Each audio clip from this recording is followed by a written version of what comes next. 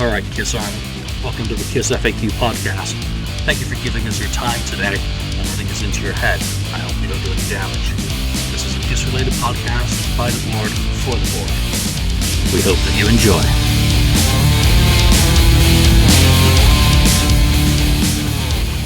Welcome to episode 109 of the KissFAQ podcast. I'm your host today, Julian Gill, obviously, admin on the FAQ message board. And there's only two of us. Ken, good to see you again. It feels just like yesterday we were driving back from LA, so here we are again. About to talk about LA. So, let's jump straight into tonight's topic. It is tonight. It feels very strange to be taping at this hour when I'm usually asleep. We're going to do a recap of the LA Expo, which, for me, it's the first one I've done in many years. In fact, I think it's 1999, 2000 were the last expos that I attended, which was Indianapolis, Keith LaRue's shows. Since then, obviously, I got married. I had a son, and since then, I did not want to really be away from him. Now he's a teenager. I wanted to be away, or I'm more able to be away. He's all grown up. So I get to get back out there and do a few things. What about you? Have you gone to expos in the past, or was this a one-off? Since on the West Coast, I guess they don't do them as often as in the Midwest and on the East Coast. If there was an expo, I think there was a California Expo at one time. I don't know how long ago now it was, but I think I don't know what happened at that time. I think I probably had a conflict or something. I couldn't go to that. But I knew about all the East Coast ones, and I was going to go if possible.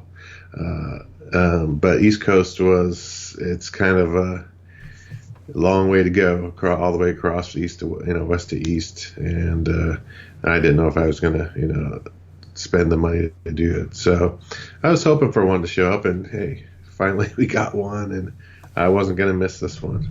No, absolutely not. I mean, for me, Indianapolis has always been kind of my gold standard in expos because it's the only one I've ever been to, so I have nothing to measure it by. I know New York, New Jersey does do a very good one. And I was actually, I think, trading a few messages with Keith last week, about what's going on with Indy maybe this year, but it looks like touring's going to interfere with that schedule, so we'll have to wait and see. I would, drop the dime in a minute to do Indy again just because it was so much fun all those years ago. So let's get into it. I mean, obviously, for both of us, it was a kind of exciting thing to do. I did a road trip. I do not like driving long distance. And to get in the car and hit the I-5 down to L.A., we had to be out early. And because we were both doing the meet and greet with Peter, the private one, that evening, so we had to get down to Los Angeles quite early. I got to say, I enjoyed the drive. It was over in a flash, which was quite amazing. Yes. I'll tell everyone straight up, last week on the Kiss My Wax Facebook page, they were talking about, how Tom had finally managed to get a copy of the Burns Media Rock and Roll Over radio special. Oh, yeah. And that is what we actually listened to in the car going down. I had it for quite a long time and never listened to it all the way through. And what does strike me about it is, number one, it is an extraordinarily good radio show. And there are bootleg copies out there that are not perfect sound quality, because you're going to have to pay if you want to hear it. But, we listened to that, and, it's interspersed with a lot of obviously very good music from Destroyer and Rock and Roll Over. But the one thing that really struck me when we were listening to that is Ace and Peter are absent. I mean, what did you get out of that radio show, and what did you think of it? Well, yeah, I was happy to listen to it because I had never heard it before, and I know I've been looking for it to try to find a vinyl to buy, and it's escaped my chances, and I think it's pretty darn. It goes for a lot of money anyway. I don't know if I would pull the trigger and buy it anyway, but I'd never heard it before, so when you said, hey, we got this to listen to, I thought, oh, this is going to be good. So, yeah, it was great. It was great. A great story. it's kind of goofy too. Then they talk about the characters, each character, Pussycat and all this kind of stuff like that. But I really enjoyed it. The clarity, the recording of stuff was great. And like you said, there was no Ace, no Peter, nothing, no interview. It's all Gene and Paul. I mean, they're obviously, even back then at that time, running the show, or the only ones that really want to go out there and do the promotion part of promoting Kiss. So it was great. You never know. There may have been a card game that night that kept Ace from participating. Yeah. What I do love, and I'll see if I can punch it in later if I remember, is I think it's Susan Moano, is Peter Criss. He thinks he's a real pussycat. He actually thinks he's a cat. Yeah. And, it was a little goofy, but it was good. It's one of those things that, obviously I've had for a long time, but I never got around to actually listening to it. And, when we did listen to it, Ace and Peter, I mean, I would love to know what their side of the story is on that. If they even know it exists, if they even have a memo that, we're going to be taping this radio special. But it was very well put together, all the stuff from New York. I mean, those New York accents from the Casablanca folk, it really does kind of bring it all back home to the East Coast side of things. So that was really fun.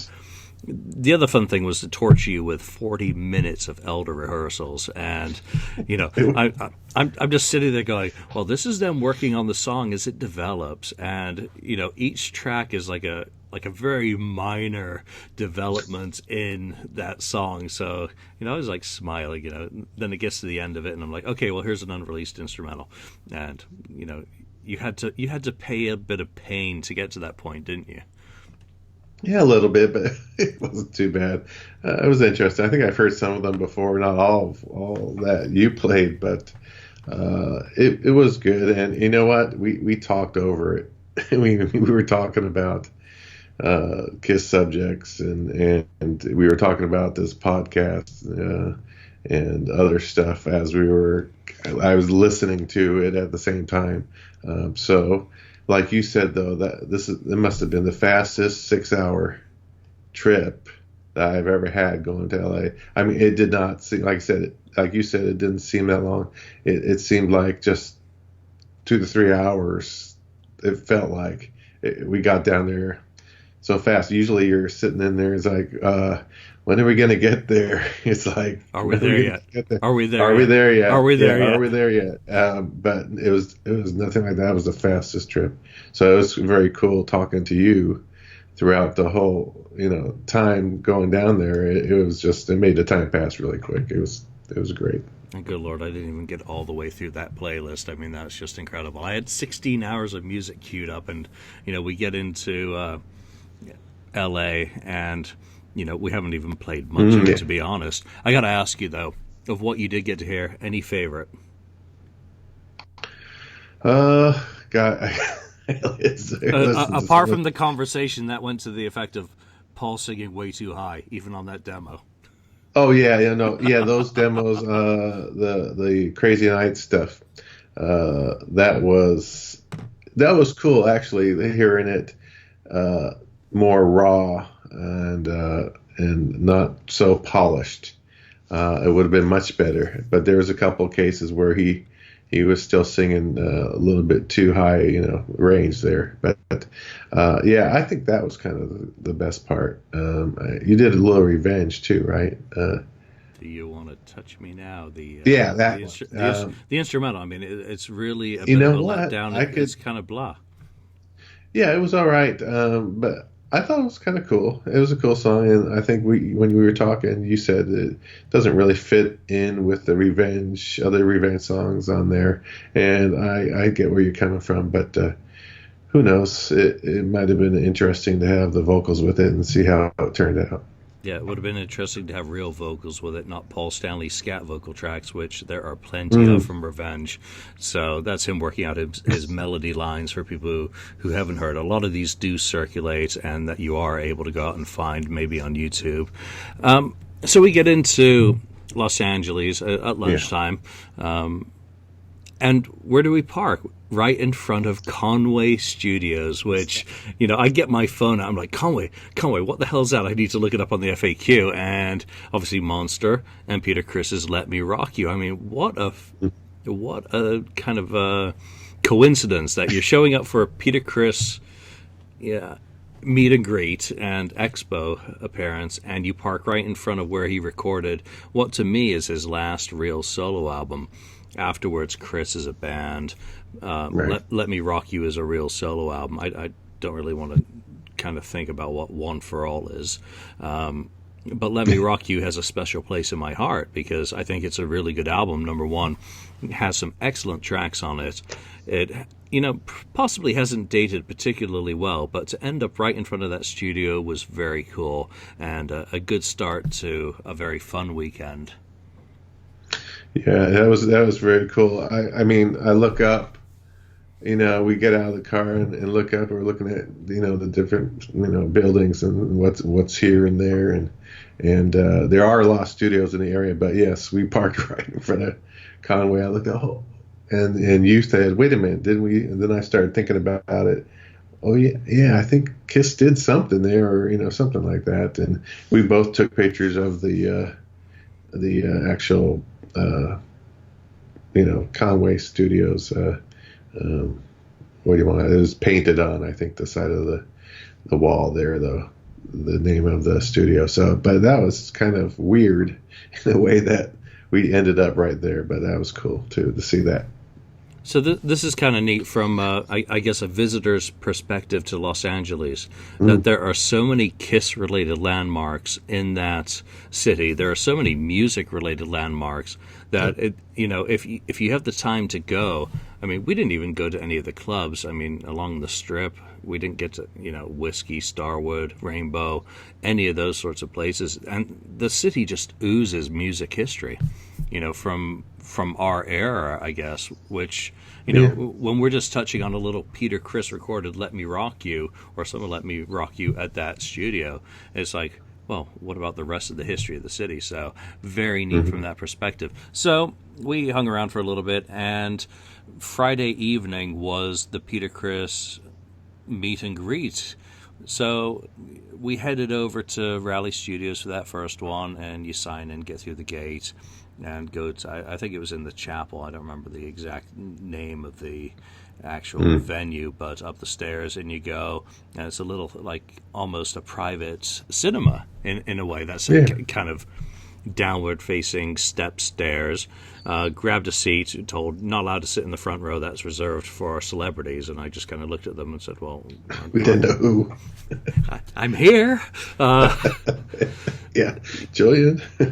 So grabbed a seat on the end, and they actually turned out to be very good seats. It went for everything that came later, but I think what was really cool was Peter was held up in traffic. Here's like an Ace Frehley story. Peter will be here. People are starting to filter in. I think 65, 75 people turn up, and they announce, Peter's just a little bit delayed. I chimed in, I think, that they should probably queue up One for All to play for us while we wait, but it never did come out. What do you think of the guests who showed up? Because I don't think Peter knew that. John Five, Rob Zombie, Steven Adler, I think Rob's wife were going to show up. Yeah, that was really neat. They came in from the kind of the behind the stage, the side door behind the stage, and came walking out like, that looks like wait a minute, that's Rob Zombie. And then here comes the other guys and John Five, and then Steven Adler comes out. Well, I think was he the last one that came out? Yeah, he was the last one. He's like, "Thank you so much for coming to see me tonight." Yeah, he was hilarious. So that was kind of a surprise, and then we realized, okay, yeah, that's why the front row is. We couldn't sit in the front row, so it's celebrities, and we're not. And the kid, what was his name? James, I think. Oh, the kid, yeah, I think it was James. The kid who plays drums, and he's in a band, and and then, well, you can go on with the story there. if you want. Can I? A young, I believe he was prematurely born and went through hospital and everything, and started playing drums and had been influenced by his father's love of Kiss. So they had him there. When Peter did show up, he came out and they introduced this young man to Peter, got a massive hug. He told Peter about his story, and it was really, really touching. Very cool to see such a young, kid explaining to Peter how important Peter was to him and his father. So you've got the cross-generational bond again that so many people represent in KISS audiences, doing it for Peter. And Peter was really touched, and it was very cool from that perspective. So they were front of the queue to go in for the meet and greet afterwards. But what was really neat was Rob Zombie has plenty of KISS connections. Obviously, back with I think it was the 2006 Rock Honors, he was part of the band that did God of Thunder with Ace. So John Five, who was there. While we were also waiting, instead of playing One for All, he did a KISS trivia section. He just got his phone out and started Googling KISS trivia and throwing out questions to the audience, which I gotta say I did atrociously on some of them. I was rather embarrassed. So, a lot of people were, bang on with the correct answers. But I think the most important thing. Well, just one more thing on John Five is obviously he has done some work with Peter Criss on some new music that's been spoken about over the past probably 5 years or so. Done guitar work, and what was mentioned when Peter came out was that Peter brought the music with him. So, from someone who always likes new KISS-related music, regardless of what we ultimately review it as, it's give it to us. I'm like, hell yeah, I'll take a Peter Criss rock album any day of the week because of his voice. He's got a great rock and roll voice in a Bob Seger vein. Well, so just lay it out there. And to know that he brought music with him is just, I think, absolutely fascinating. Who knows what will possibly come of it, if anything. Peter may never get to the point where he's ready to release it or feel that it's worthy of release. Maybe he's just doing it for himself. But just to know that there is a grain of hope for new music from the Catman was very appealing to my ears. Yeah, I'm looking forward to it if he ever gets it out. I'm hoping, that these demos or whatever he brought with him for John 5 to hear, that they actually say, okay, well now let's actually do something with them and maybe start recording some final turn them into real songs and make an album out of it. Yeah, and that's what I don't know what the state is, because I was under the impression that John Five had worked with Peter already, and maybe he's wanting some overdubs. I believe Richie Scarlett laid down bass for that. So who knows? It's a distinct possibility, and we'll mention a little bit more about that as we get into the meet and greet itself. But John obviously played and wrote on Paul's Live to Win, I believe. So, it's a very incestuous family, the KISS family. They do like to work with a lot of the same guys. So, do you remember any of the song titles yet? I remember Hard Knock Rockers, which was... Or Hard Knock Rockers or Hard Rock Knockers, something like that. It was one of them he mentioned. And then there's another one I do not remember, but it was another innuendo type song title. Because he said that those titles, a couple of them, right after I met him, because I asked him, and I know we're going to get into this real soon, but I had told him, I said, I'm looking forward to hearing your the rock music that you were working on. And he goes, oh yeah. And he goes, he said, I brought the songs for John 5 to listen to or whatever. And I thought, oh, okay. And then he rambled off the couple of song titles, and one was Hard Rock Knockers or Hard Knock Rockers, something like that. And the other one, like I said, it slipped my mind now. I can't remember it, but so that was very cool to hear that it sounds to me like he's going to do something with this music.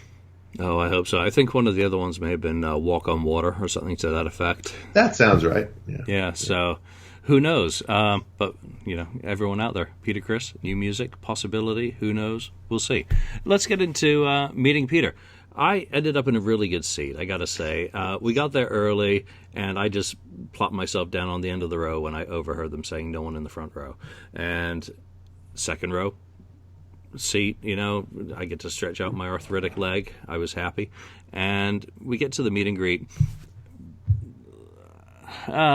Actually, Peter Criss, they played a video, a testimonial video, really, which started out with a little bit of documentary about him, and it showed, obviously, a very, very good 1970s drum solo. Nothing anyone's not seen before, but it had been put together, and Gigi had gone around a whole bunch of personalities, and, oh, God, who were some of these people? I'm trying to remember. Well, it was some of the guys that are already there. Like Steven Adler and some others. And I'm trying to remember the other guys that were there. There was a guy from Nate Morton, The Voice. Yeah, there was a guy from The Voice, right? God, I can't remember them all right now. I'm trying to recall them. I'll probably think of them later. But they had a number of celebrities. Or drummers. The guy from Dream Theater, drummer for Dream Theater, is another one. They had a bunch, and they all had something to say about Peter, that he was a very big influence on them, on their drumming, or getting them into drumming, or they got into Kiss or whatever. He was the drummer. He was their Ringo. One of them said, I believe. Yep. So, and Corky Lang from Mountain. Right. Yeah, that's right. He was very cool. And then, but like you said, they were playing the other videos, live stuff from, I think the one from Kissology, the real old concert, the black and white one, which is a single camera shot. But the good one was, as they played a long drum solo of Peter Criss, 1976, and from what I could tell, I believed it was 76 because it looked like his 76 costume, based on how it goes over the shoulder, kind of the point, I think that was Detroit.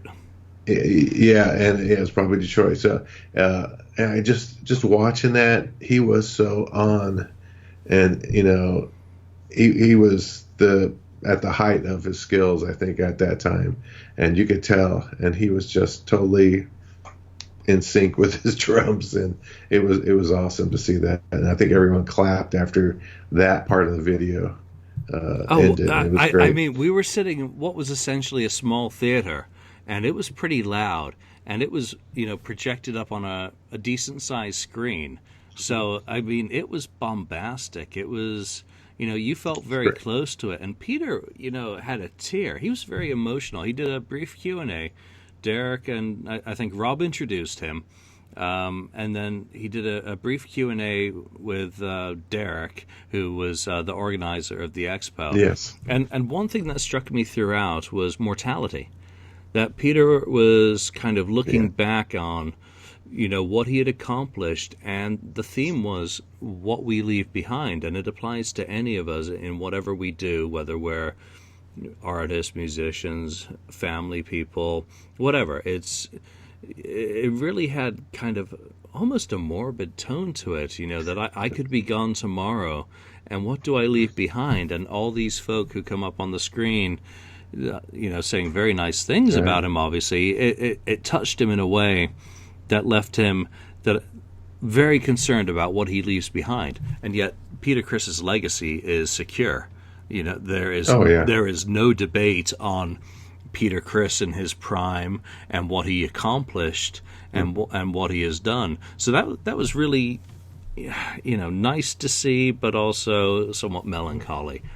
That by the time he completed what he was saying and went back into the back room to prepare for all of us to come through and get our photos and do all that stuff, it really kind of had you thinking about him. Yeah, he said things like, "I'm not getting any younger."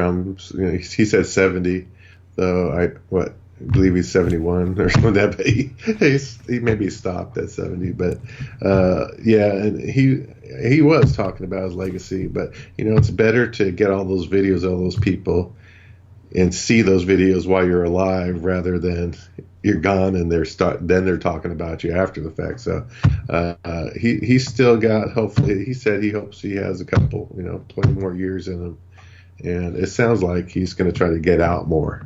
And I think that's partly due to Gigi. I think is pushing him to get out there more, and I think he's more with peace with himself, because he was saying it's not worth it to get angry anymore at things. It's just not worth the time to get angry, and this is one of the things he said during his little chat. So it was great.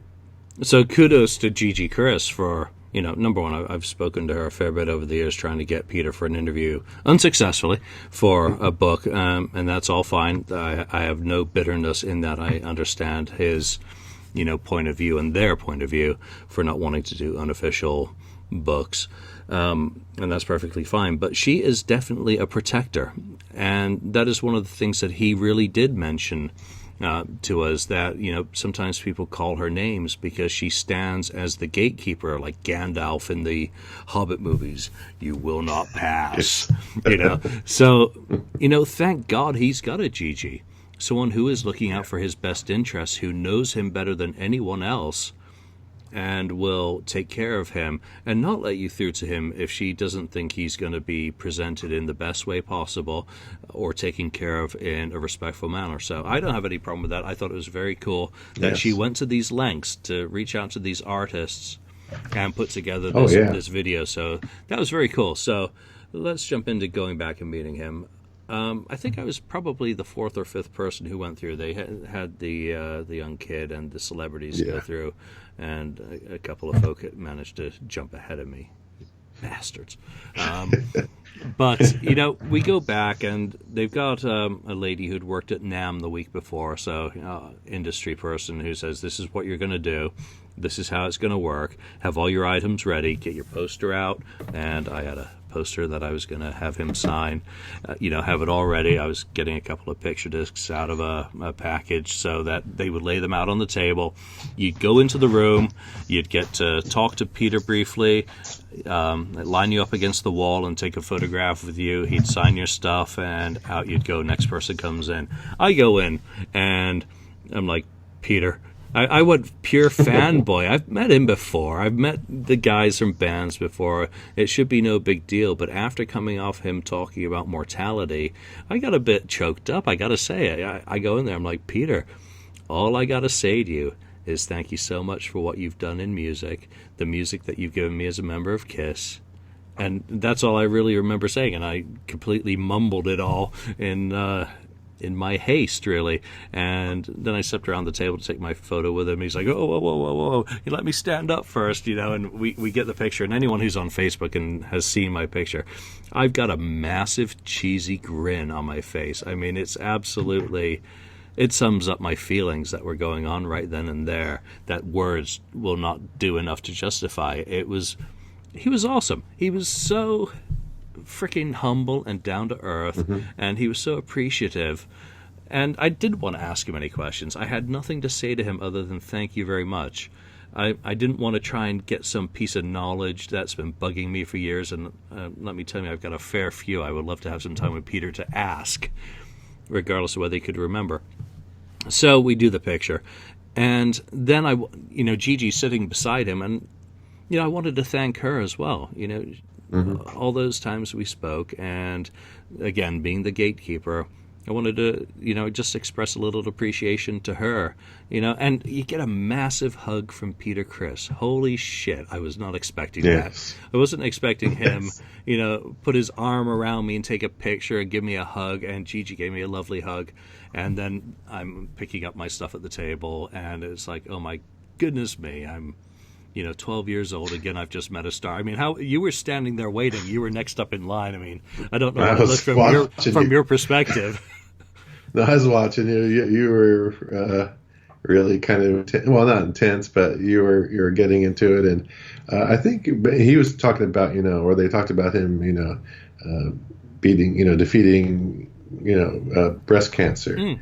And you had mentioned something to him about the cancer too, as Peter being a role model. You said something, Yeah, that's thank you for that, right? that's right. That was my last thing that I said to him. I said I wanted to thank you for raising awareness of male health issues and having the bravery to step out and admit that you had male breast cancer, which, you've got to have a massive brass pair to go out and say, I have male breast cancer. I mean, Hmm.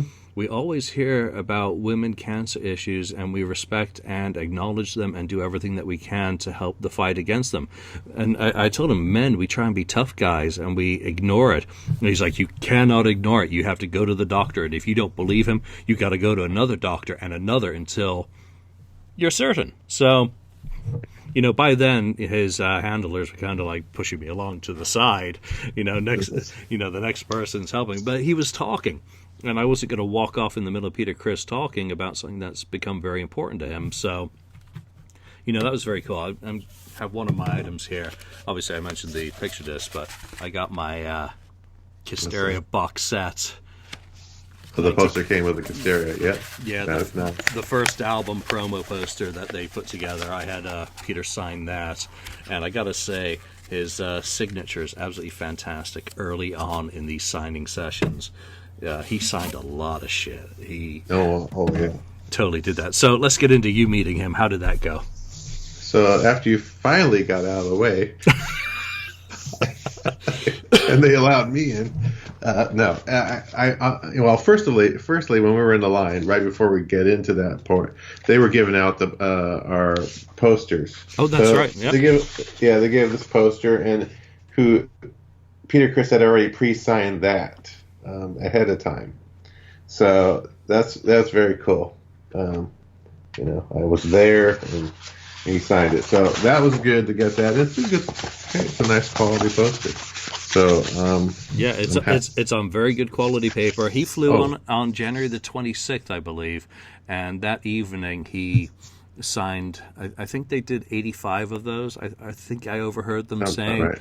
A few extra other than the 75 people who were expected for the meet and greet. And nice poster. Yep. So that was cool. So I get in there, and the first thing, I turn the corner. He's right there. I think he just got done with you, yes. And so he got up, stood up, and I went to shake his hand. I thought, hey, Peter.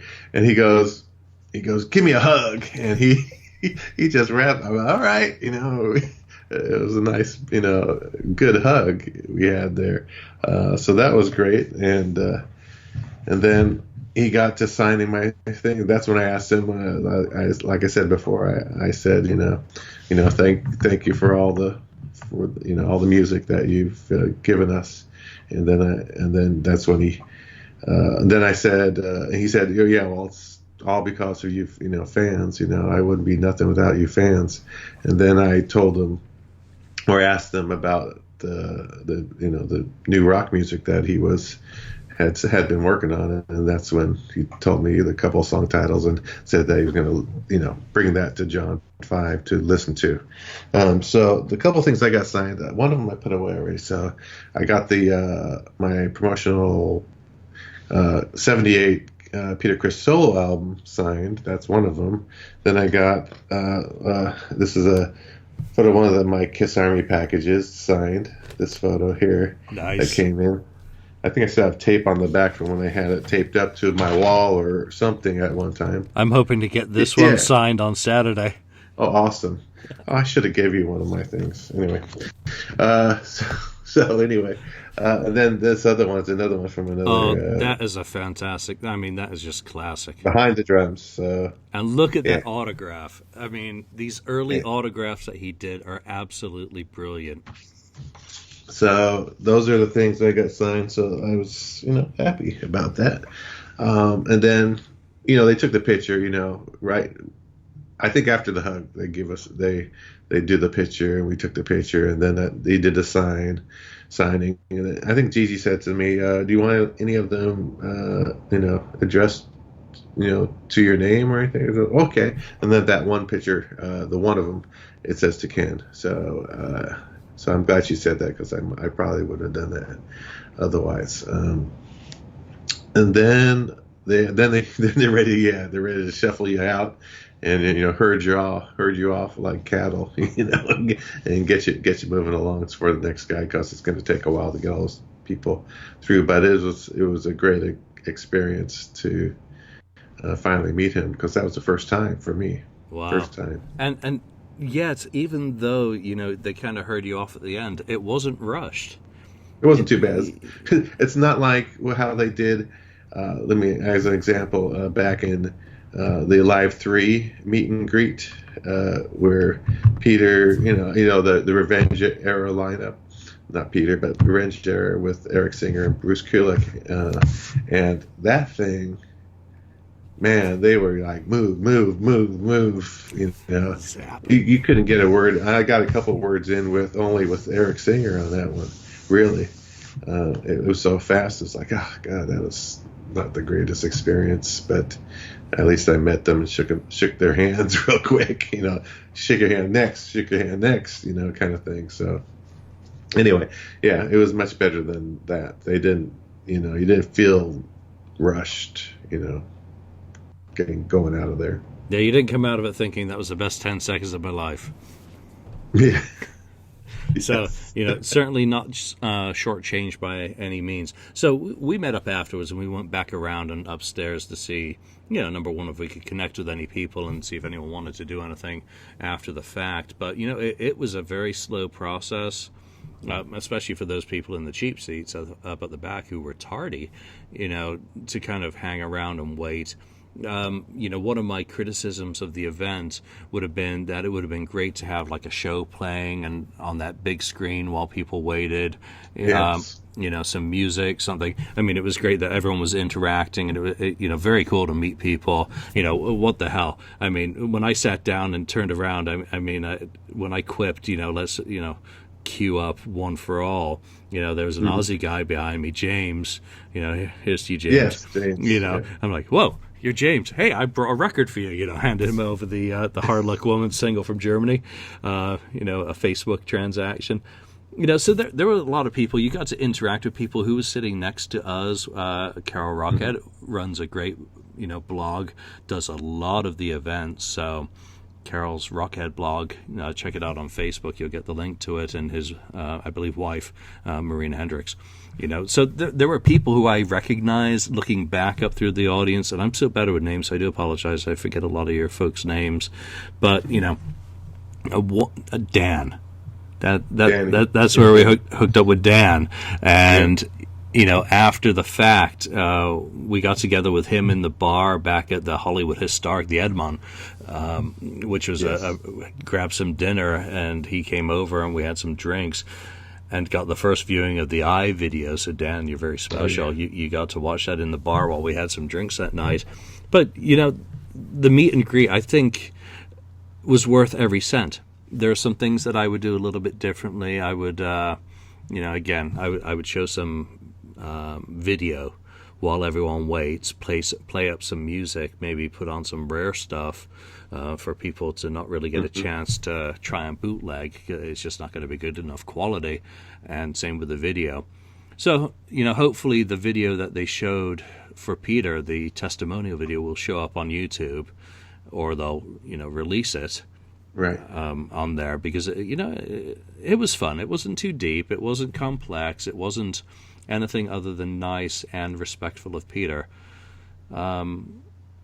I think I'd also change, and we talked about this more in the context of the actual expo itself the next day, which we'll move on to in a moment, is at this point they should have been handing out autograph books so that you could... Oh, yeah. Remember the 70s, how you used to be, and 60s for that matter, you used to be able to buy like a little 4x6 size or, 3x3 or 4x4 square book with the LA Expo just like the poster on the front It had the cover logo, of it. yeah. I mean, come on, you could have gotten John Five, Rob Zombie, Steven Adler autographed in there from the event. I mean, it could have been kind of cool from that A perspective. memento. Yeah, memento, just like in the old days. So, those are a couple things that I think any expo organizer could possibly think about doing. It doesn't cost much to have little booklets made up with a nice cover with your expo artwork and just somewhere for people to sign. You can take notes as well on it. I mean, Ken could really have used one to have written down those song titles, especially that third song, which you still can't remember. I know. Because, fuck, yeah, I didn't even ask about new music, did I? I was just all fanboy at that point. So, Dan, you're out there, get in touch, because it'd be great to see you again if we're ever able to. That was a real fun evening at the Historic. Didn't stay up late.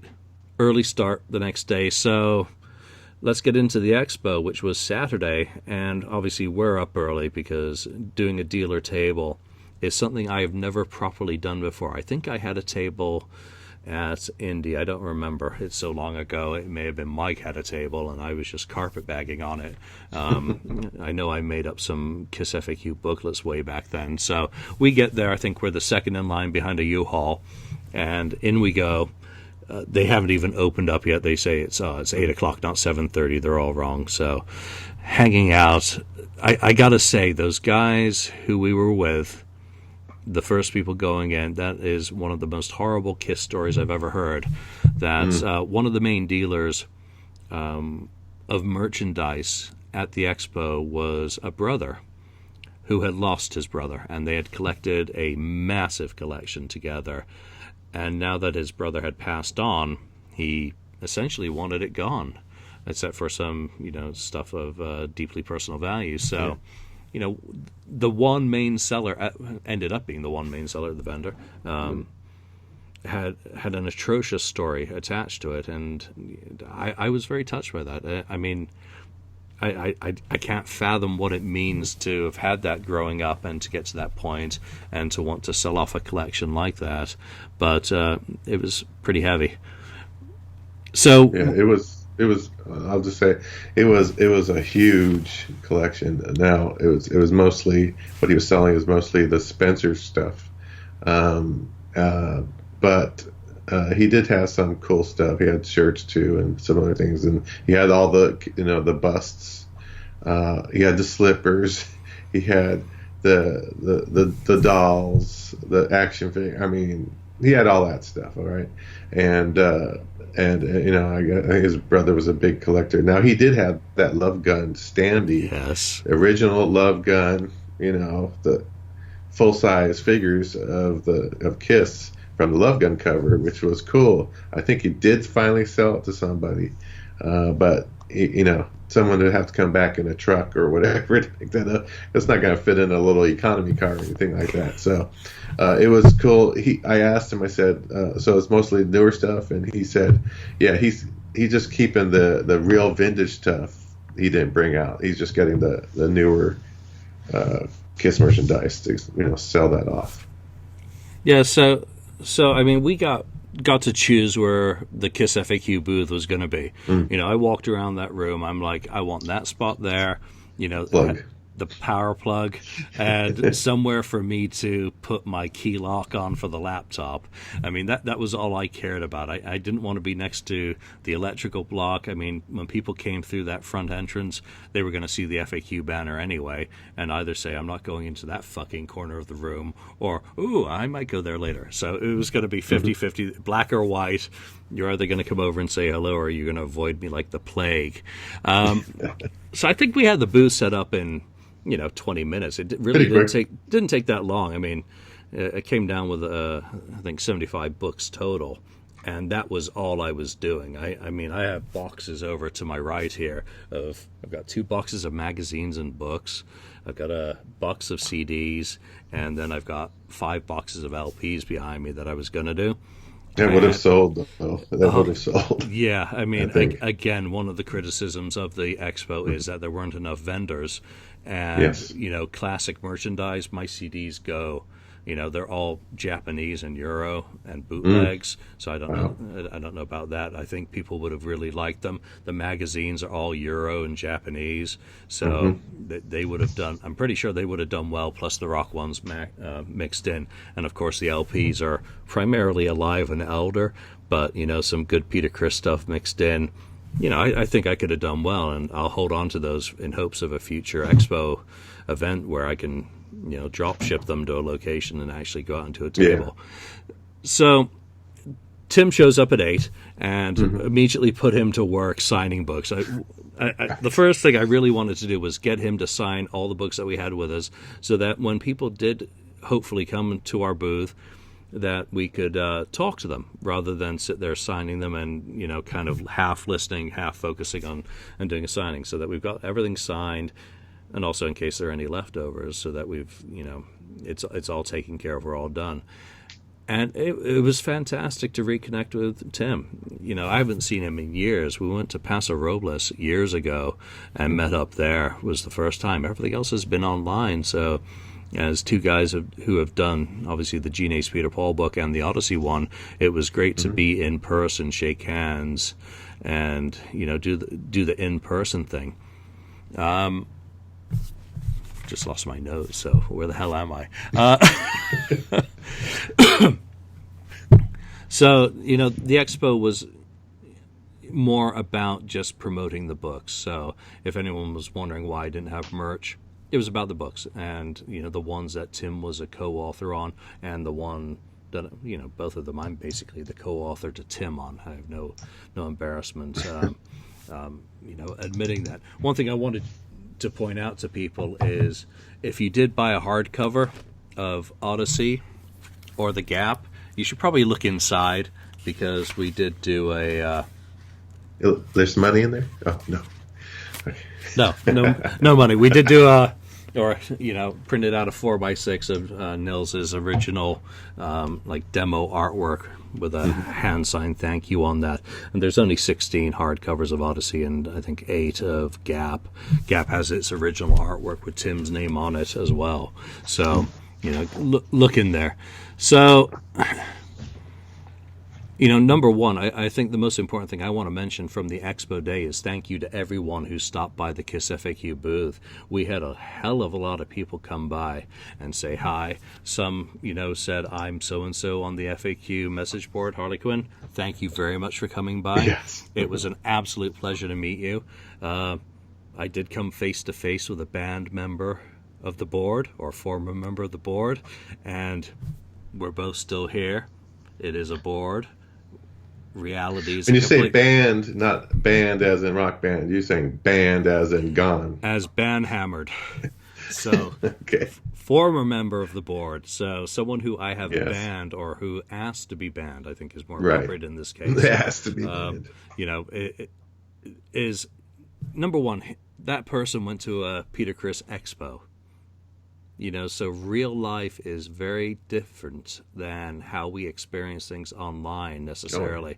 And I got to say, everyone who I met who I recognize either from my Facebook page or from the FAQ message board was absolutely awesome.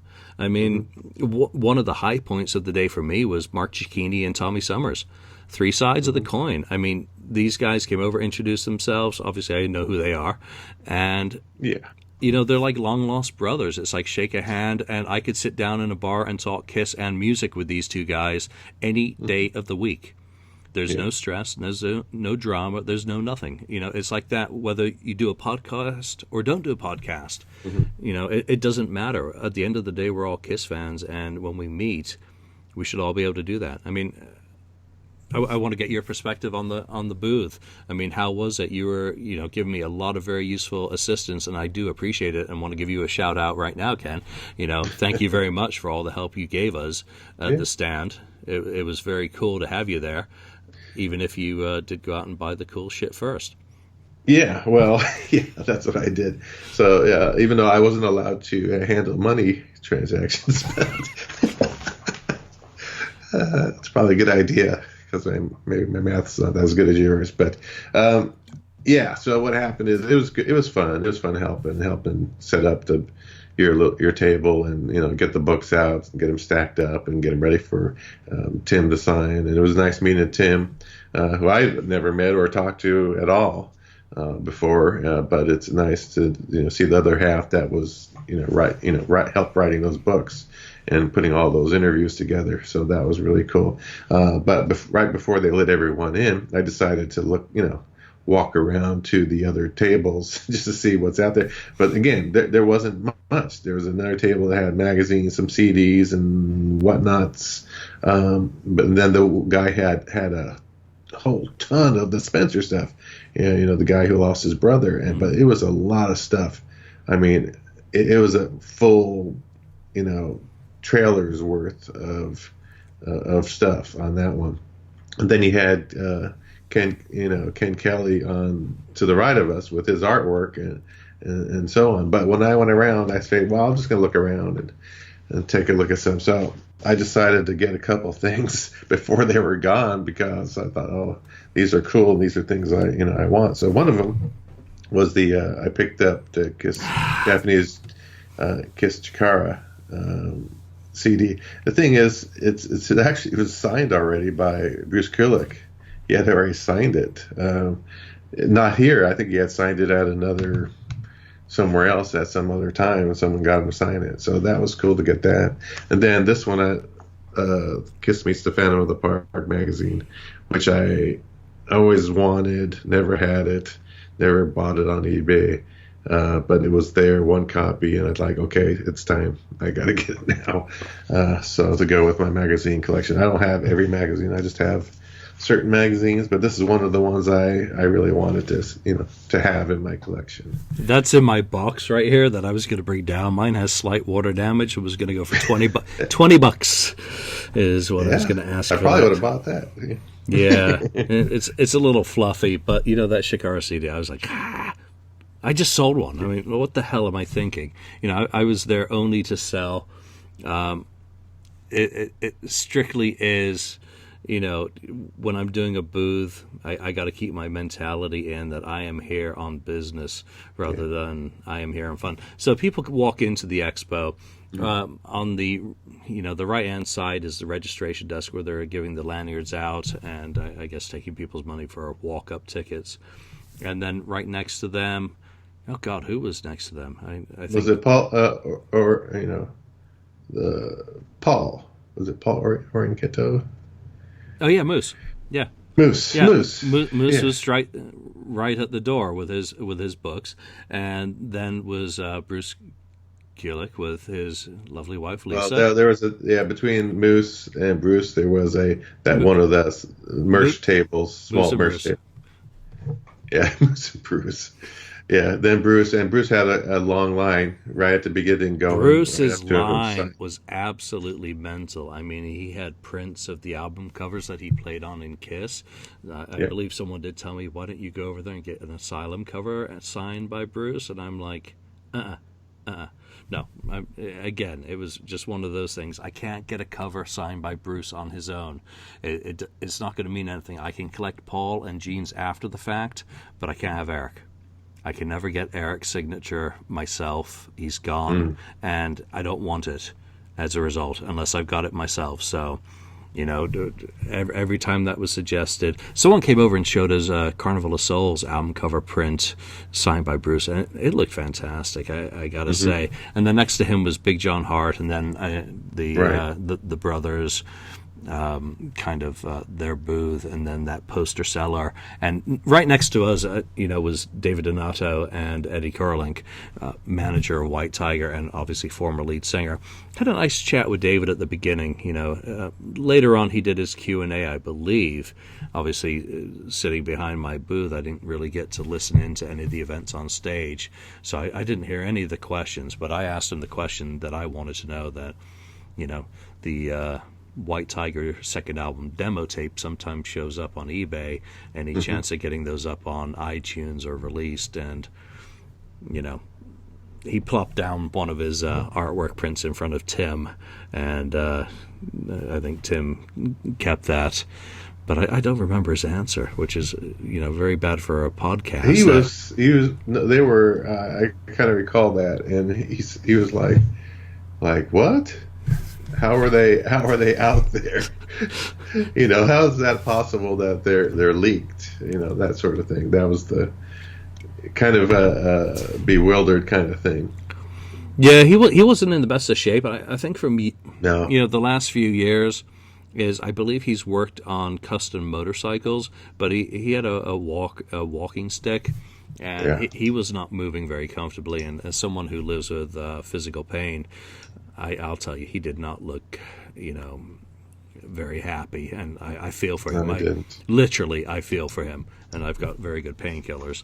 So, they were signing copies of the White Tiger album. I didn't see a whole lot of business, and they cut out early. Yeah. It was rather sad to see. I mean, I would love to interview him and, maybe try and get him on this podcast in a more, conducive environment that I give him the attention that, maybe he needs question by question to work through his career, because he had some very good stories. I mean, he was talking about Mark and him and their history, that, in a very short period of time, he ends up working with Black Sabbath and Mark ends up in Kiss, and neither of those stories have happy endings for either of those gentlemen. It's very sad. They're working on music together. White Tiger has an interesting history, regardless of what anyone thinks about Mark as a guitar player within the framework of Kiss. He was what Grover Jackson thought was hot for Kiss at the time. Everyone had these shredders, and Mark was from that, kind of ilk. Sorry, Mike, I'm not talking about you and the Brandwald Oak. Another story that comes to mind is, Bruce. I mean, he comes over to our table at the beginning of the Expo and grabs one of us and says, "You look young and healthy." Obviously, not me. It was Tim.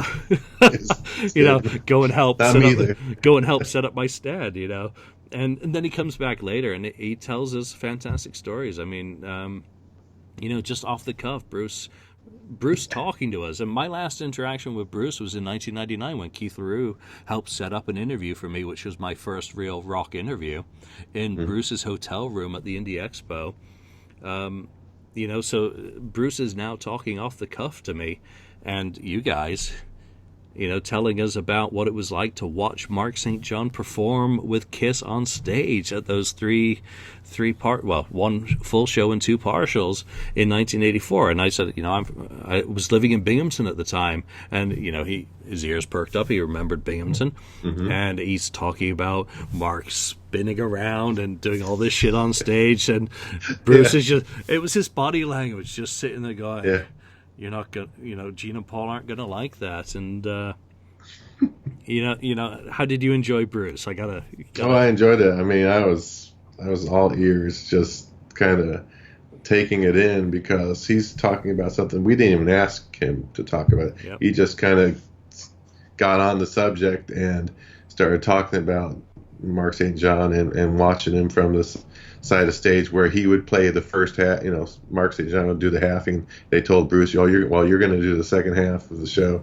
But he remembers, sitting on the side of the stage and watching Mark do some crazy stuff and kind of trying to somewhat upstage Gene or and Gene and Paul, and Bruce just knew, based on these guys are already stars in their own right. You're trying to upstage them, and they're trying. They were nice enough to give you this this gig, and he said he was holding the guitar over his head and spinning around. I mean, Bruce was just actually showing how he was doing it and saying, "Oh," he's just like, "Oh, this is not going to end well," kind of thing. And he was right, but it was just fantastic to hear the story from the guy who was there. He was there and saw it. He was part of it. So it was just firsthand knowledge of that. Yeah, and to also, and I'm not going to repeat the details because obviously I don't have it verbatim, and I, don't want to put any words in Bruce's mouth that I don't recall. He was also talking a bit about the business side that kind of leads to, the replacement. he had been out on tour with the band throughout the European leg of the Animalized tour and was very much cognizant of where he sat in the band as a hired gun. So he never stepped outside of those boundaries. Plus, he talked about blackjack. I mean, holy shit. For an impromptu conversation, just kind of passing the time before the doors open, it was incredibly, interesting and fun. And Yes. for it to be Bruce as well, and some of the stuff, we can't talk about. Simple as that. It's off the cuff stuff, and it's not on the record, and it was just so fucking cool. I was absolutely blown away. So the FAQ booth, I was very blessed finally to be able to have Ken Sharp as a guest, and to get him into the Expo, and have him at the FAQ booth was just something beyond my wildest dreams. We talked about hopefully meeting up while I was in LA. I've known Ken for many, many years. I can't say I've known him back to the fanzine days, because I simply don't. But, we've had a lot of conversations over the years. We've traded a lot of emails. We do similar sort of work. We have similar interests. And to finally get the chance to meet him, I mean, it was an immediate hug. And it was just absolutely fantastic to bring him into the Expo, have him at my table, and have you guys, I mean, finally, Tim and Ken in the same place. Because so very similar in so many ways, passionate about the history. Tim does absolutely incredible interviews with people. So Ken has set a gold standard in those interviews for so many years, going back to Goldmine and before, all the fanzines that I read after the fact.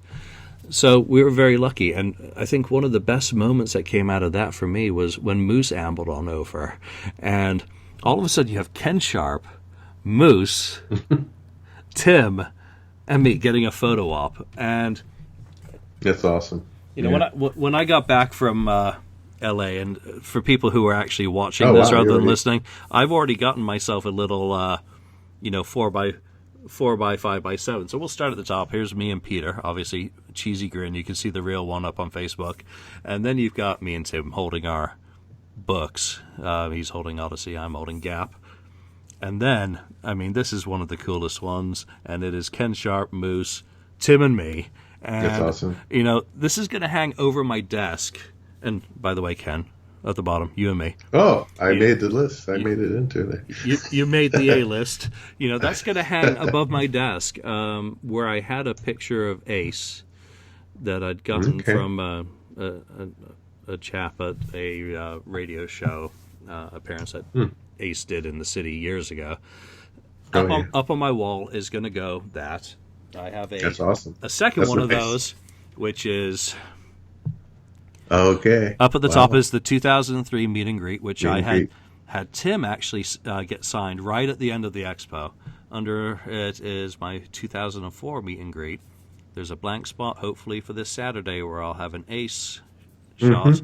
And down at the bottom, just me, Tim, and Ken again. So awesome. For the memories that these expos make, for me...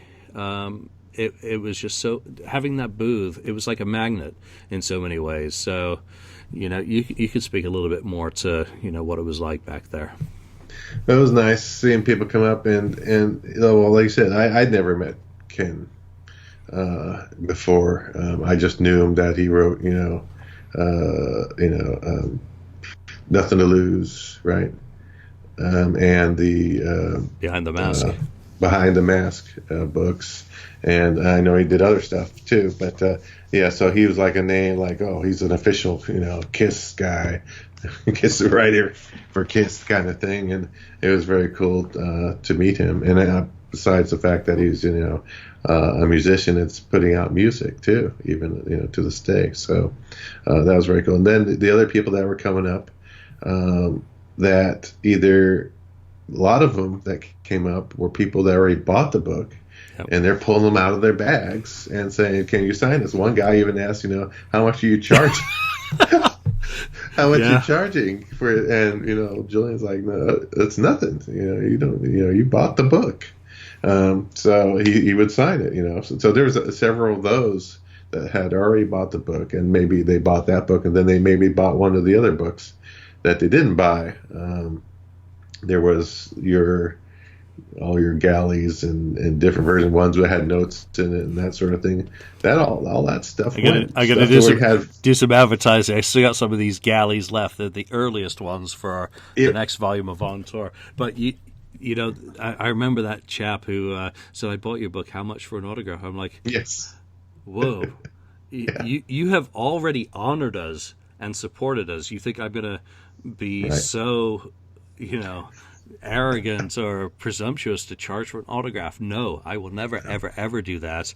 And we were, I mean, I don't like to use the phrase, but we were absolutely blessed to have people pulling these books that they've purchased out of their bags. And I mean, from the perspective of someone who put thousands of hours of effort into these, I mean, Tim transcribed all his interviews himself.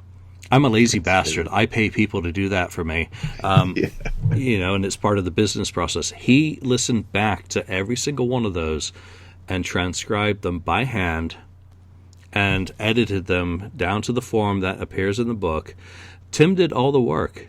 And to have a person pull that book out and say, "Would you please sign that?" I think is just an utter honor. So, that was the coolest part of the day. I think Tim caught on to it very early on.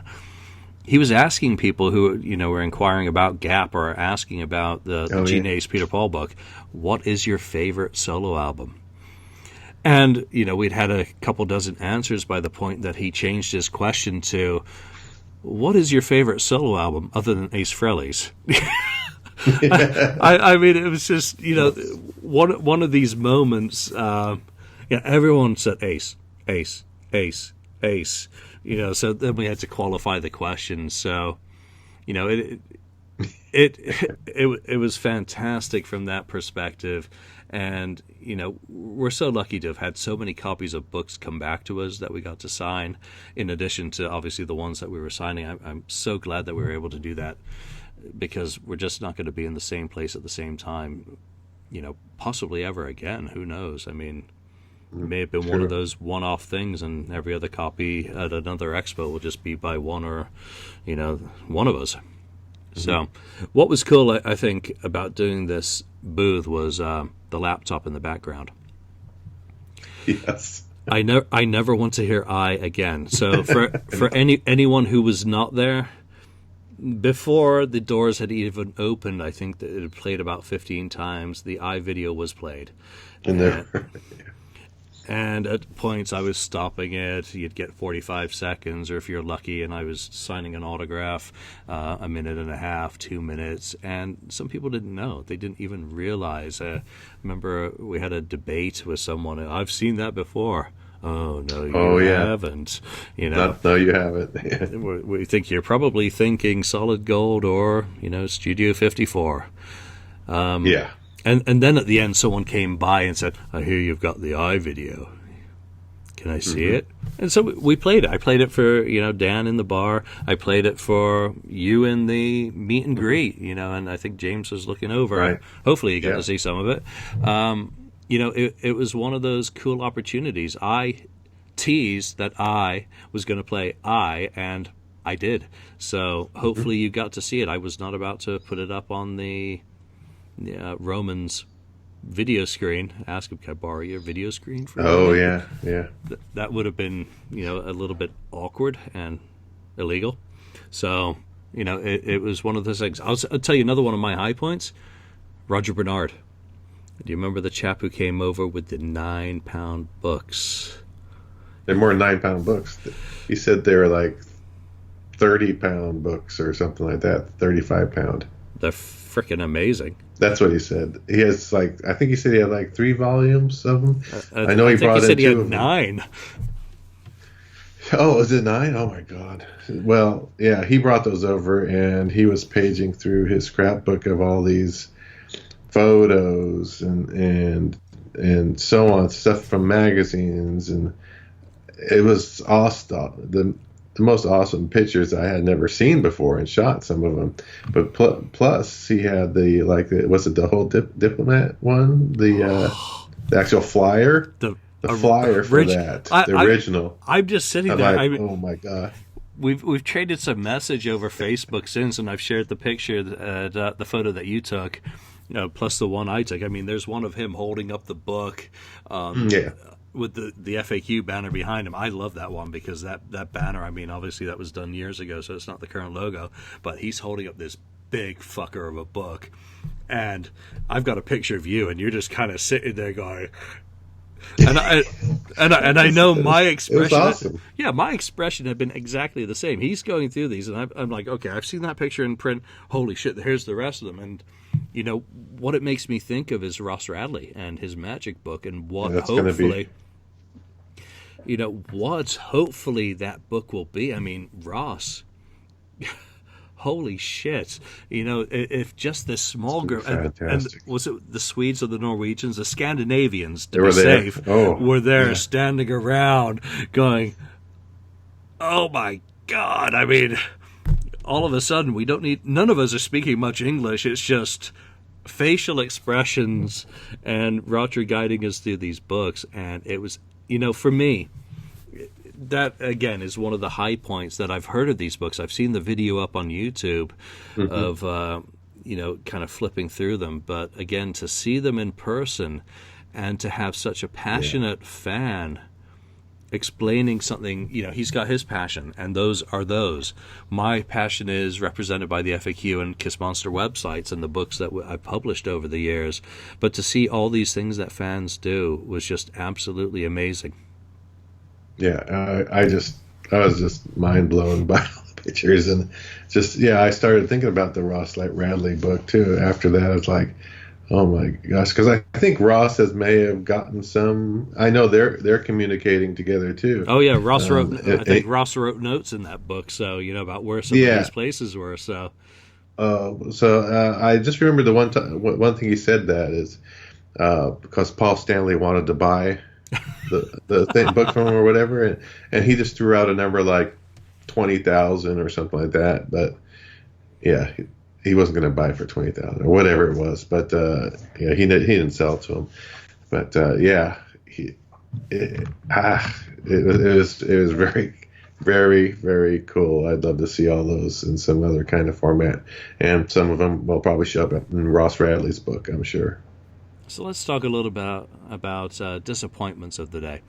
I think, number one, even Derek would say that there weren't enough sellers there. I think all the fans who were there will say there weren't enough sellers there. I think if you're attending as a fan, there'll never be enough sellers, especially if you've gone to the bank, saved up, you come to one of these events and you've got money. Right. Right. I wasn't buying, so I wasn't so bothered by that, other than not bringing any of the things that I would have sold, because it would have been a great conversation or haggling. I mean, I had people haggling with me on the books, and more power to them. We made some deals. Someone said, "I'll take this one, and this one, but will you cut me a deal?" Well, what the hell? I'll happily cut you a deal. You've got 4 books sitting there. So my biggest regret is that I didn't get a picture with Mark and Tommy. Simple as that. To have those two chaps, I've seen Mike, loads of times, so no offense, Mike. To have Mark, I mean, I respect him deeply because I know what he does as a collector. Tommy, I don't know as well his background. He sat down next to me and we had a fantastic conversation, as did Mark and I. I mean, we really had good conversations that I really hope we get a chance to do in a bar with a beer for me. Whether or not they drink, I don't care. As long as I've got a beer, I'm happy. I'd been practicing my shocker all day long in hopes of getting a picture, so that when they came over, I was ready to go, and be ready to go. So I'd been looking at my fingers. I took a couple of photos with guys, pointing at books. Never got a picture with those two guys. So I'm going to throw it out there. Mark and Tommy, if we're in the same zip code again, we got to get a picture and we got to have a drink or a meal, Yeah. Simple as that. What would be your criticisms of the event, if any? Well, like you said, the lack of vendors. Obviously, they didn't either get the marketing out there or the word out enough to vendors who, it's got to be more out there, just didn't know, that didn't hear about it, that have a lot of Kiss stuff that they could sell, whether they're vinyl guys or, which I was hoping to see a bunch of vinyl there, but there was no vinyl. I mean, well, I think the one guy that had all the special stuff has a few vinyls in that collection, and maybe there's a couple other ones, but it just wasn't there. And so I think part of the problem was, a big problem was not enough tables with people selling. But I guess, with Peter, at least they got Peter Criss as the big name, and coming in there is to at least draw a good amount of people. I think, I don't know how many people you thought was there. I think you said 400 or something like that. I haven't heard a number, but it may have been more than that. I don't know how many showed up. It's hard to tell when half of the huge lines going as outside our stage, it's called Stage 7 or whatever it was. Outside of that building, our building was where they're going to meet Peter Criss, and that line was going all day. Really, there was a line all day long going to meet him and get signatures on that day. And then there was most of the day, or half the day, was a long line of people going to see Bruce and get a signature inside our where we were. So I don't know, maybe a little bit longer performances, maybe allow fans to question the people who are talking up there, like Moose and Bruce and whoever else. Bruce and Bruce.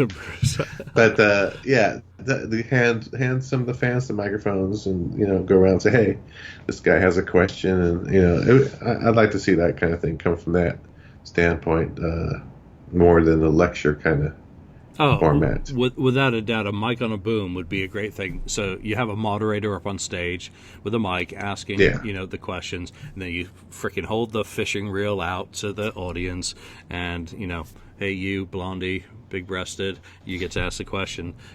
Something to that effect. Keep it light, keep it easy. I learn a lot from these events. I kind of look at them always kind of thinking in the back of the mind, would I organize one of these myself? And I think to a certain extent, I would definitely fucking not do it, especially in California, where, I mean, come on, Los Angeles, we went into Amoeba. And how many Kiss records did we find? I know Sebastian had been in town and had gone to the other store and found all the good shit, but in Amoeba it was pathetic. I mean, I thought San Francisco's Amoeba was terrible in terms of Kiss shit, but we've got way better selection that comes in there. There were not the vendors. They needed at least 10 more vendors. Simple as that. I will say, I enjoyed Priss. And Chris was good, yes. I do want to cue up a little bit of video here, and here is some Priss, their first song that they performed in their second set, Calling Dr. Love, shot by Ken. So thank you, Ken, for filming.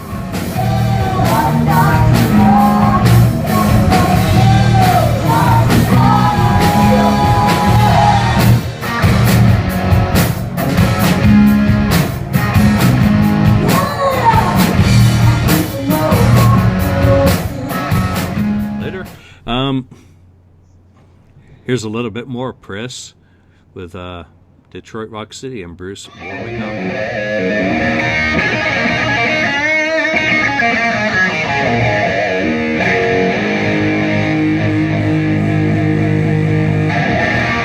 right, it works. I just wanted to warm up again. I've been signing all day. That's right. You guys ready? Yes! Whoa, I love when Andrew... or Gene, rather. Okay, here we go.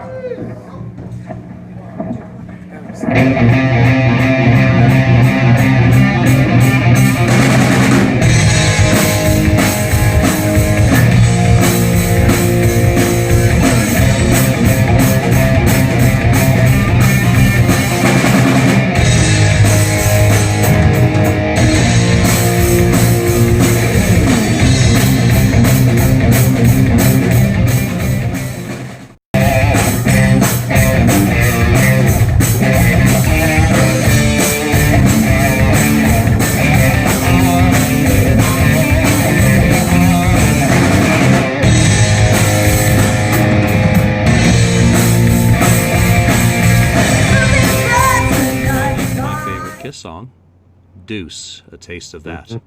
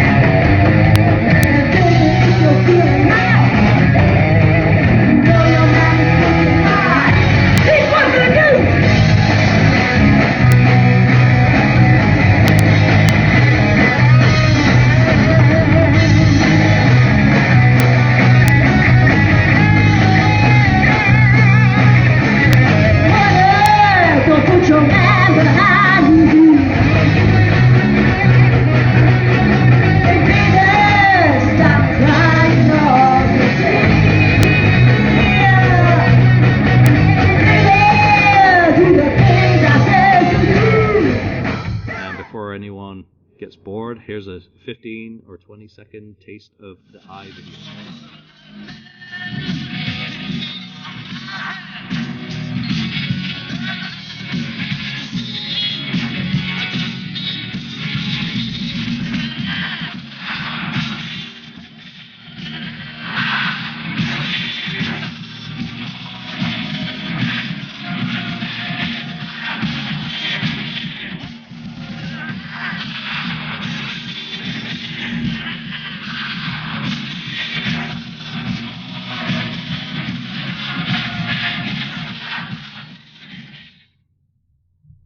All right, so I've seen that before. Yeah, fucking sick of that damn video. All day long. So let's talk a little bit about the guests. Bruce Kulick, Ken Kelly, Moose, Big John Hart. I did not get a chance to even say hi to Big John Hart. Me neither, actually. He is working on a book, which I think is absolutely fascinating. Hopefully it won't conflict with any other books that are coming out. We've mentioned David Donato and Eddie Korolnik, manager of White Tiger and lead singer respectively. Tim Sullivan, he was on site. I saw him setting up his booth. I didn't stay for his Q&A because by that point I wanted to have a beer, and we were done for the day. Hadn't had any sales in an hour, so we did our time. Adam Rifkin, I don't remember if he even showed up on site, so that's after we left, and I don't need to see Detroit Rock City. That's the sort of thing I want to watch at home with a beer when I'm in the mood. Yeah. One of the most touching things was Roman Fernandez. Obviously he is spearheading a campaign to attempt to get Bill Aucoin into the Rock and Roll Hall of Fame as a manager.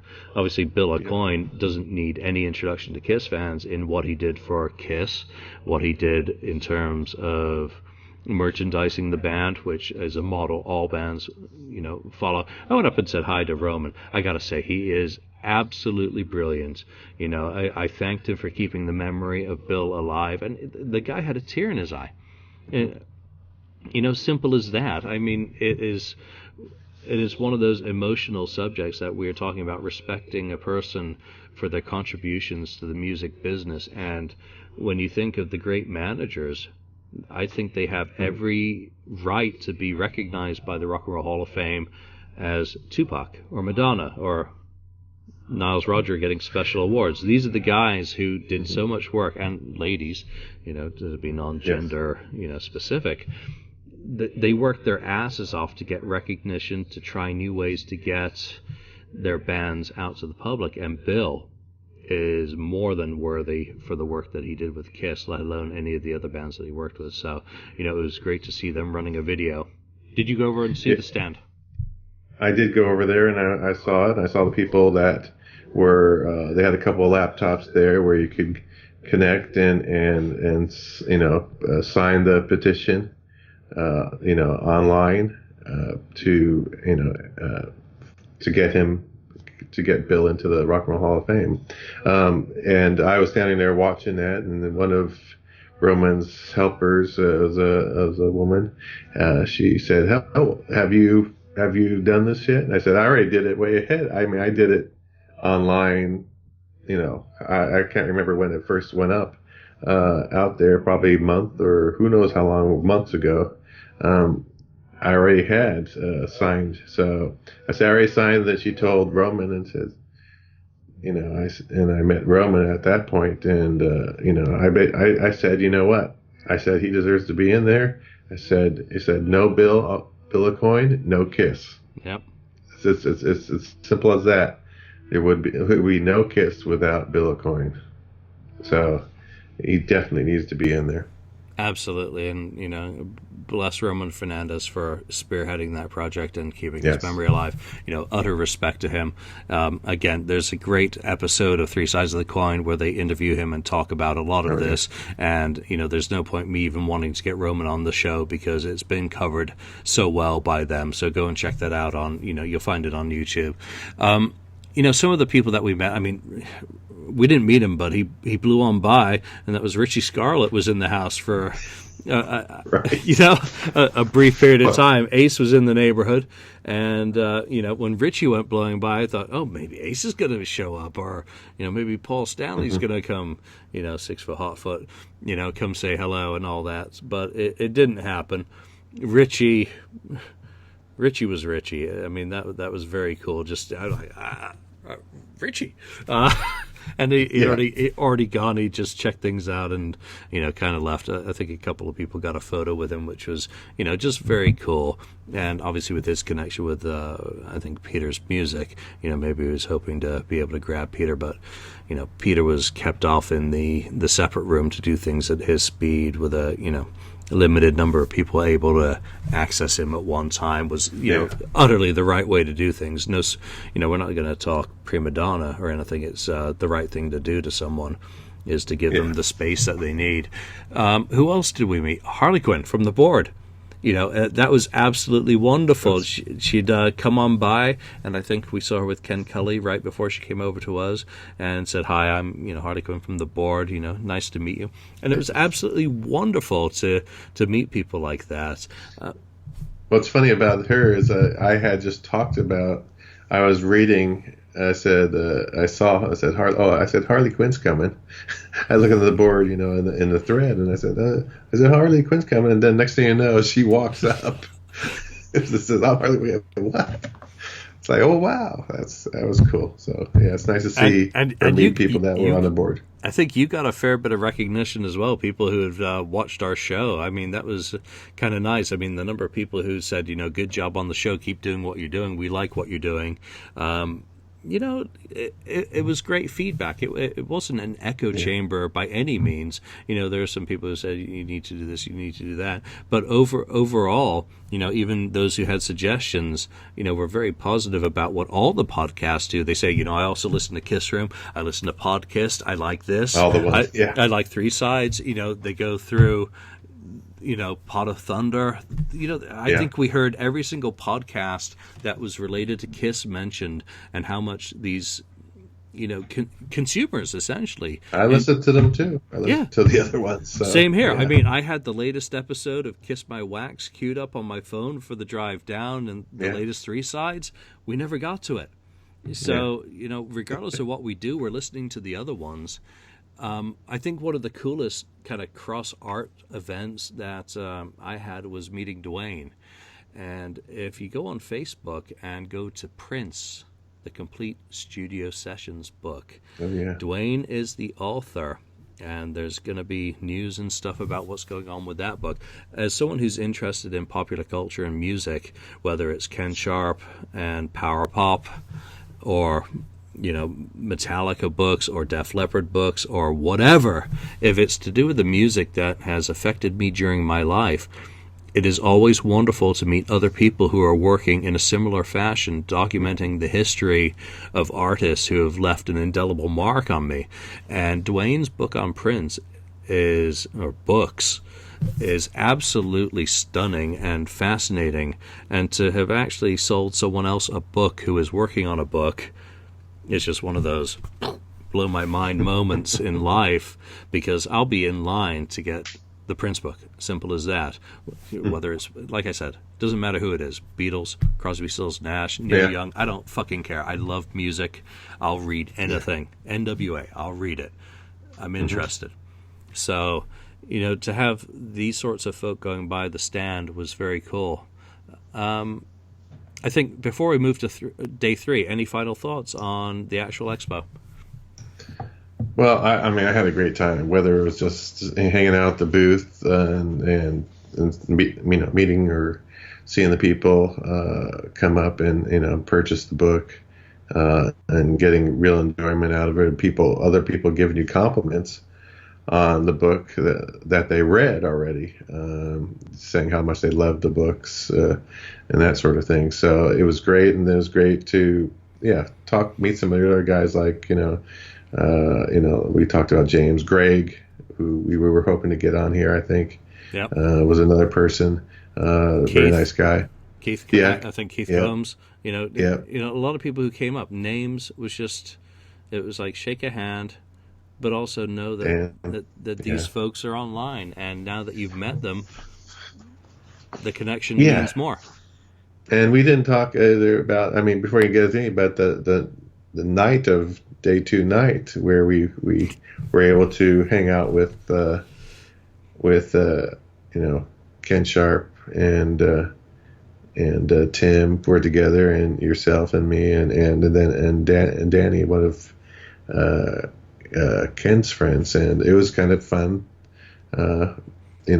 talking over dinner, and Ken Sharp was kept coming up with all these questions, like what's your favorite, Kiss album, what's your least favorite, and or what was your first Kiss show you went to, or in your favorite Kiss show, what's your first, what's your favorite, and I added, well, what's your least favorite Kiss show? I added that in there, so it was fun. Get everyone's perspective on the band, and we all had different kind of lists, and even as far as the favorite solo albums, or I think we were doing the solo albums too, right?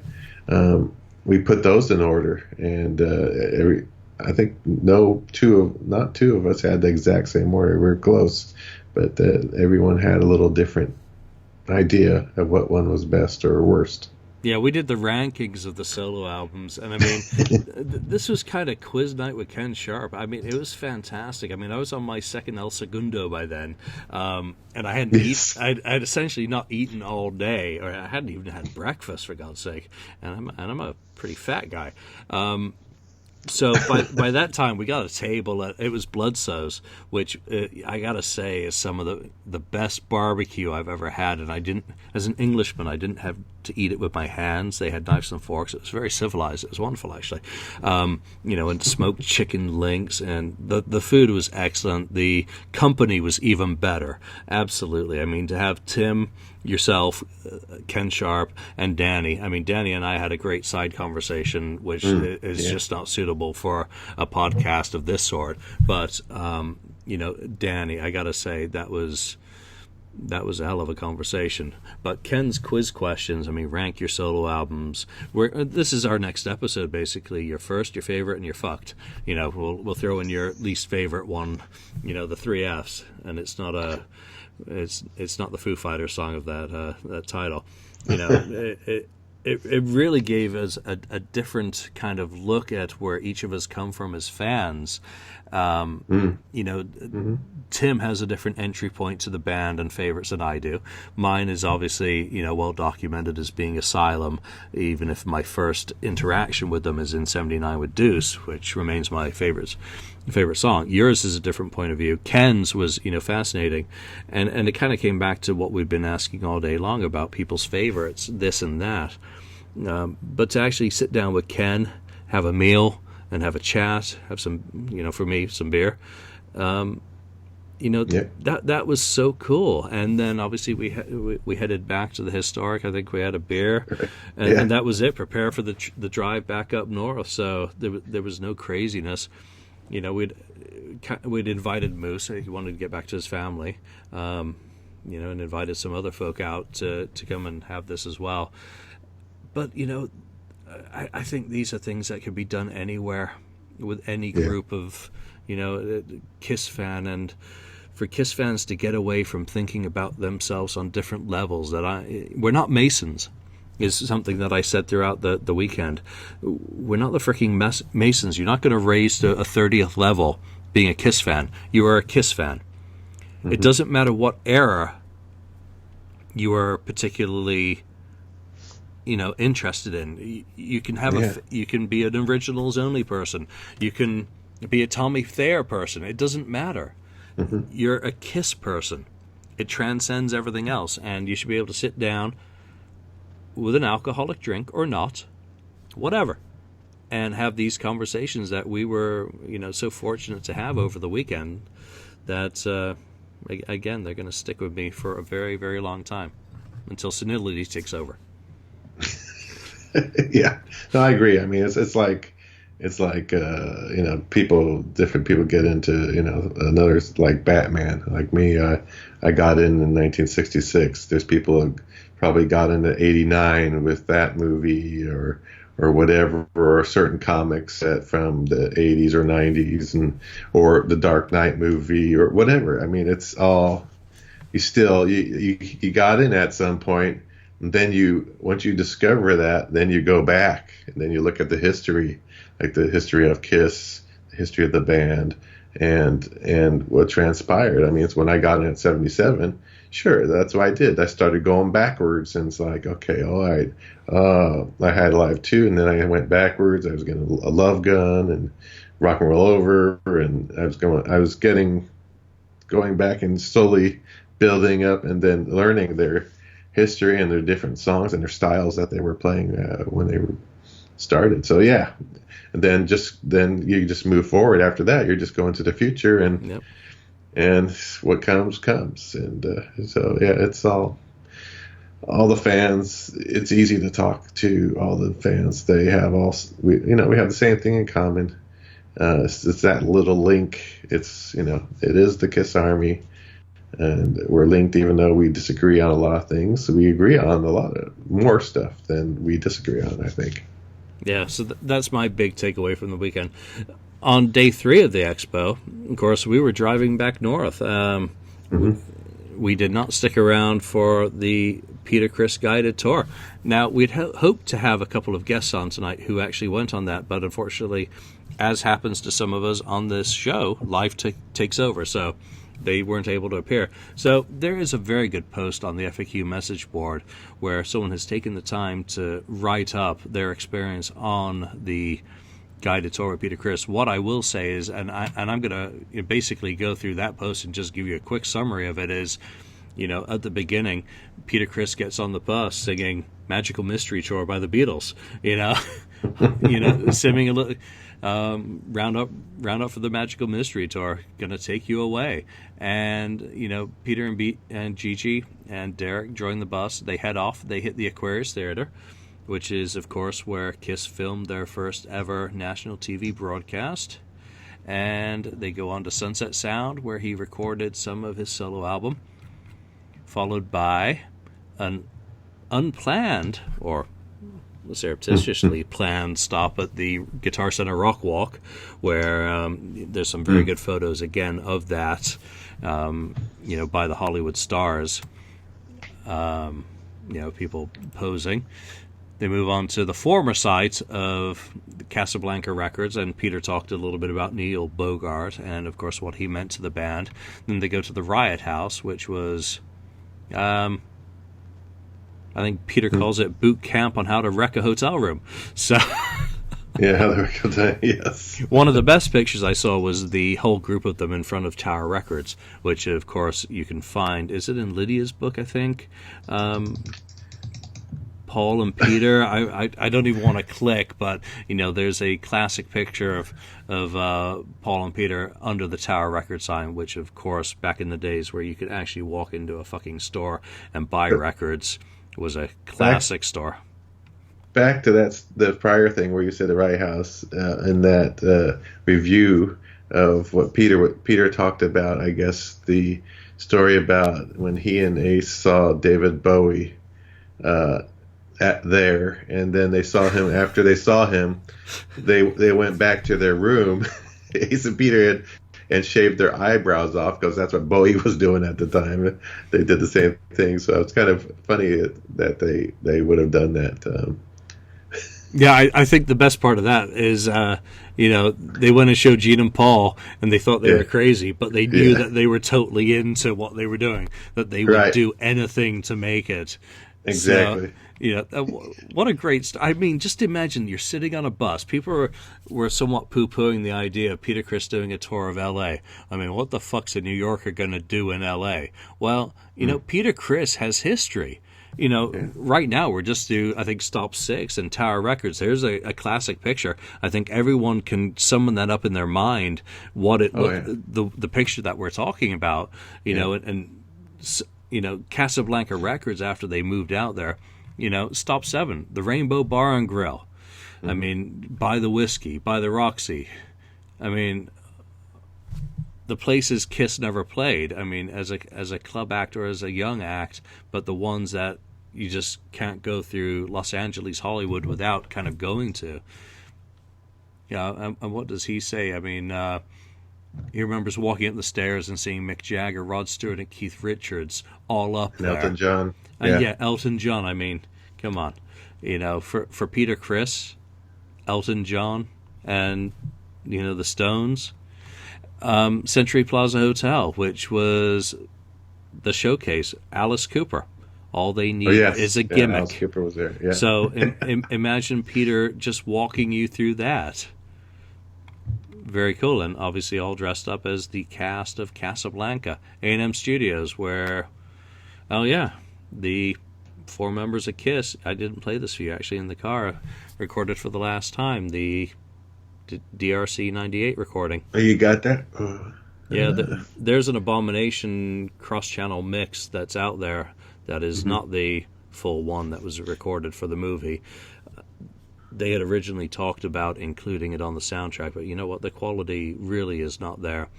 The one that they do is more made in terms of timing, so it's got the Black Diamond outro to it. Better suited for the movie, so you do hear it somewhat in the movie underneath all the shit that's piled on top.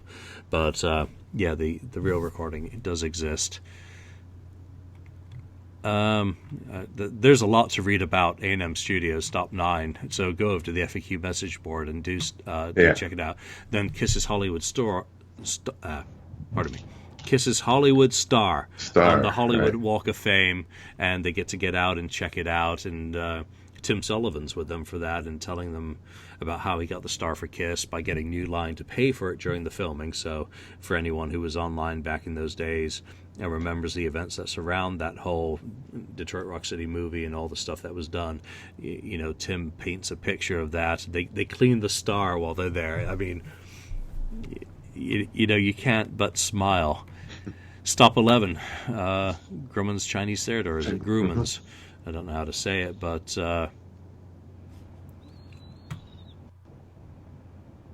fuck. I mean, it really is a story. Again, that people took the time to write this on the message board. So, as much as I try not to pimp the site on the show because we're just talking topics, do go over to the FAQ message board. You don't have to be a member to read it. It's in general discussion.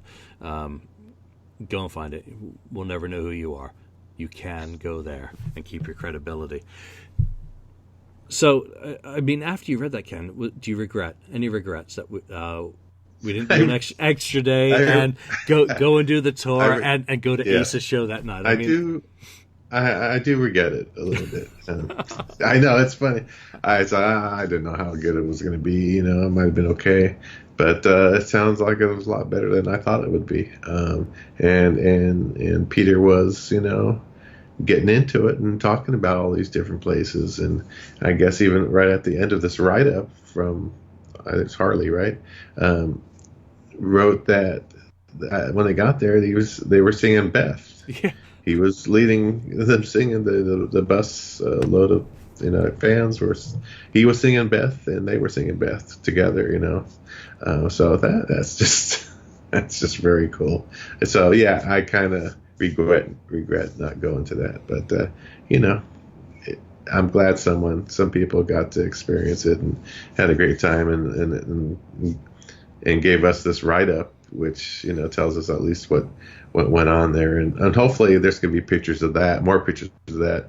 I mean, I had purchased ahead of time a package that you can get us going to this expo. There's a package that you can get because there's a photographer on site for all the days. I think, and I'm hoping for that for the also for the. I'm sure it was, but for the third day. But I can't wait to get those pictures. I think they'll be coming to me maybe next week online. I'll be able to get access to those. Yeah, they probably have to vet those through Peter and say, which are the ones that you want to represent your event, that we've, sold as packages to the fans. At least I hope they do. I assume they. My regret is just thinking to what it would be like to be sitting on a bus heading back to Raleigh Studios at the end of this tour, singing Beth with Peter Criss. I mean, come on. It's just wild. Yeah. When's the last time he performed in public? More power to Derek for getting Peter to do these things. Mm-hmm. It really bespeaks the effort that went into planning what is a 3-day event, which is absolutely amazing. And for all intents and purposes is a success. Yes, we've mentioned some of the criticisms about the number of vendors, but you know what? There were people lining up for 4 or 5 hours to meet Peter Criss and get photos with him or get items signed. There was one person we heard who brought 80 items at $50 a pop. Do the math. It's just wild. It doesn't matter. I mean, I will say that the people at the meet and greet on the Friday got the best signatures because obviously we had waited until the very end, and Tim brought a cover of the first Kiss album to get signed by Peter, and I came back in from a bathroom break. I'm like, hey, Tim, the line's down. I mean, there's only like 3 people in it. Mm-hmm. It's not all the way up the ramp and around now. Go and do it. Go get those that mm-hmm. autograph while you've got a chance. Oh, and by the way, here's a couple of things and $100. Can you go and get those signed for me as well while I continue to man the booth? And thank goodness he said yeah, and went up and he got his item signed, and my photo from the 2003 meet and greet signed, and the Out of Control CD, which I put up on eBay for Matt's auction. But those autographs are nowhere near as good as the ones from the first night. I mean, Peter had signed a lot of shit. Simple as that. I mean, someone drove in from Pennsylvania, apparently, with the top half of a Bally pinball machine. I mean... Oh, yeah. I saw that. Kiss fans, I love you. I mean, that we do this crazy shit. It's absolutely fantastic. So, that is essentially our recap of the Expo. Go and check out that thread. Harley's thread, I did it about her recollections about her experience at the Expo. The tour recap is in the main LA Expo thread, and I'm just looking forward to the next opportunity I get to go and do this, whether I'm attending or selling. Either one does not matter. And now, for me, I've got Ace Frehley to look forward to. That blank spot in my photo frame, hopefully on Saturday night in Jackson, California, I'm going to see him. I did debate. I went back today and looked at the website, and there was an option for a signed guitar, and I looked over at my Tommy Thayer Epiphone and wondered, for $500, would it be worth it to get Ace to sign a Tommy guitar? And... I'm not going to do it. I'm absolutely joking.